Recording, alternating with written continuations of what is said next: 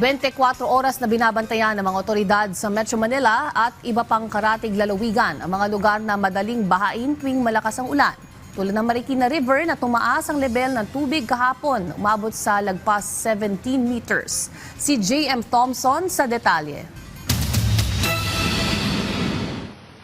Matinding pagulan ang nararanasan ng ilang lugar sa bansa dahil sa epekto ng habagat kung saan halos hindi tumigil ang buhos ng ulan nitong nagdaang linggo. Dahil dyan, kabi-kabila ang naiulat ng mga pagbaha, lalo na sa mga flood-prone areas. Nakatutok naman ang bawat lokal at iba't ibang ahensya ng pamahalaan para tiyakin na ligtas ang mga residente sa gitna ng tuloy-tuloy na pag-ulan.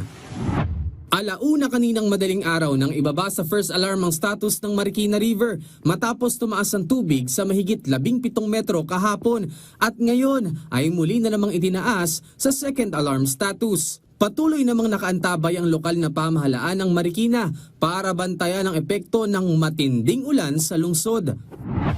Nakatutok din sina Marikina City Mayor Maan Teodoro at Representative Marcelino Teodoro para magbigay ng tulong sa mga residenteng naapektuhan ng sama ng panahon, kung saan pansamantalang nananatili sa ilang pampublikong eskwelahan sa lungsod habang tuloy-tuloy pa rin ang buhos ng ulan. Hindi rin pinalampas ng habagat ang ilang lugar sa Batangas kung saan batay sa pinakahuling abiso ng Batangas Provincial Information Office, karamihan sa lugar sa lalawigan ay nasa red warning level status pa rin at ang ilan ay orange warning level. Dahil dito, naglabas na rin ang Batangas PIO ng memorandum na work from home muna ang government offices at walang pasok ang mga eskwelahan sa buong probinsya habang patuloy ang kanilang pagmonitor sa epekto ng malakas na ulan sa buong probinsya. Wala na ring pasok ang ilang lugar sa probinsya ng Cavite kung saan nasa yellow warning level status pa sa kasalukuyan ang lalawigan batay sa Cavite Office of the Provincial Disaster Risk Reduction and Management Officer. Nakatutok din ang bawat local government unit sa Cavite para i-monitor ang epekto ng tuloy-tuloy na buhos ng ulan lalo na sa mga flood-prone areas. Samantala, napansin naman ng ilang residente sa may kahabaan ng Marcos Alvarez sa Las Piñas City ang mas mabilis na paghupa ng tubig ulan sa kanilang lugar na dati ay mabilis umapaw ang tubig.